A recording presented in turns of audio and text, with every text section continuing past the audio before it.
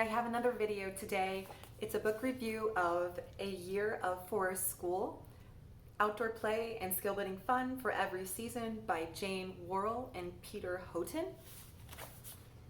This book is divided into the 4 seasons and does have a brief introduction covering what is Forest School. I'll read that to you right now.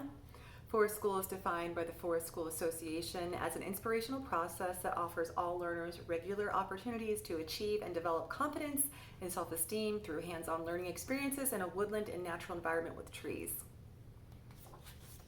And then there's also a brief bit about safety. Then it goes right into spring, which is kind of the most pertinent because that's our upcoming season. Every seasonal section begins with a brief forageable recipe. This is nettle soup for spring. Nettles are so prominent in spring. Best time to collect nettles before they get their little stickers, their little thorns.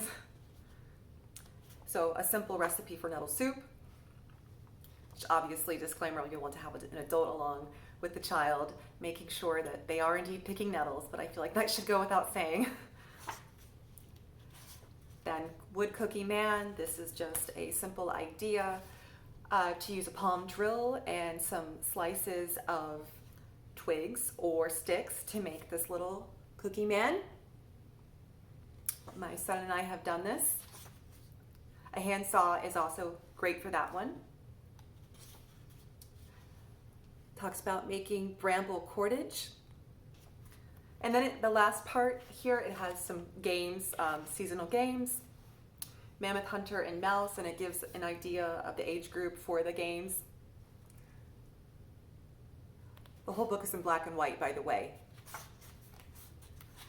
And Earth Day birthday cake celebration. This is for younger children, basically making a mud pie for the earth. Every single season has a day out plan. This is the spring day out, and it goes through what an ideal forested spring day out might look like. Egg hunt for spring, in line with Easter and the spring equinox. Clay art, all the mud, great clay opportunity to utilize the mud. And dandelion and lime tea. Dandelions start making their presence known in spring, as we are all aware of. Cool recipe for that. And then I won't go through every little ounce of this book, but and it goes, of course, on to summer. Bark masks, that's one idea they have. And then they go into games about intuition. I like that. So great that we tap into our intuition and kind of try to fine tune it the best we can.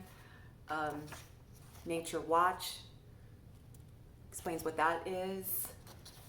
Also in summer, they talk about little things like sycamore launchers. Every child can kind of enjoy this. Even teens who want to be playful and adults who want to be playful. Neat walking sticks, another idea. A lot of these are craft ideas and game ideas and recipes for forageables. And then it goes through that same little outdoor summer activity session. This includes blackberry and plum crumble with red clover tea for the recipe for summer.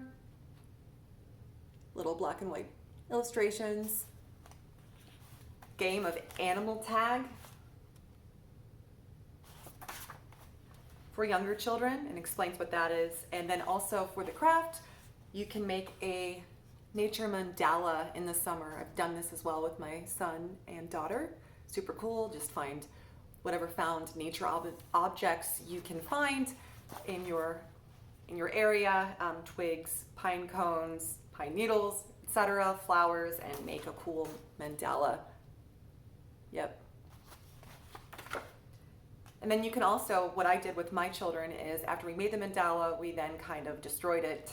It kind of like in line with like the Buddhist monks kind of do that sort of thing. Just to show how impermanent life is, but to also revel in the beauty while you can. Anyway, you can make a lesson out of it. I'm probably not explaining it very good, but that's a good opportunity to show some sort of lesson with the mandala. Story stones, basically painting rocks with pens, and then you can kind of line them up in a certain way to create a story. Love that idea. Goes on evergreen paintbrushes, taking pieces of evergreen trees, attaching them to twigs with twine, and then using them to paint. Cool idea. Of course, there's autumn. I won't touch on that. It goes through the same sort of formula, finding a forageable item, and then cool activities and games, and then it goes through that autumnal day, what that might look like in a forest school. And then lastly, winter, because that's the season we currently are in still. Elf carving, kind of a mock little stick elf on the shelf. Fun. And Winter's Web, this is a game.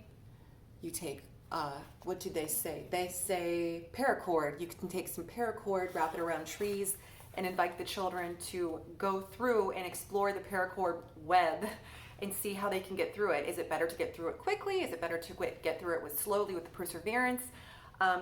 And their kind of point here is that it's better to be slow and have perseverance to get through the web, and kind of explains why being slow and persistent and having perseverance is better than rushing through. So it's kind of, again, a moral lesson there. Compass treasure hunt, cool idea here. Teaching children how to use a compass. Or, teach yourself how to use a compass. I tune my compass skills currently as an adult. I mean, I need to learn as well. Animal track casts. Self-explanatory, I think. Sorry about the glare. Finding animal tracks and making casts out of them. Love that idea. So then the children can have little mementos as well. And it talks about a shelter, a high tarp shelter. Basically using, what did they say? Just a tarp and paracord to make a shelter. And of course, taking it down when you're done not to leave any trace in nature, right? To leave the forest undamaged, of course. And also knots, various knots that could be utilized in making that tarp shelter, how to do those knots. And then winding up the book, there's that winter day out. What did they say for the winter day out? Charcoal pencils, awesome activity. Explains how to do that. Zip Zap Boing is the game. And for the snack, for the meal, it's dampers and mulled apple cider. It tells you how to make dampers, a recipe for that. From my understanding, it's a type of bread, and mulled apple cider. If I'm wrong on that, please correct me. So that's the gist of the book here. Highly recommend it. You don't have to read it from front cover to the back. Just kind of zip through what season am I in, what looks appealing to me. Use it kind of like a reference book. Super great that way. Anyway, I thank you for joining me today. Hope you're having a wonderful last bit of winter, and please like and subscribe if you enjoy my content. Have a blessed day. Thank you.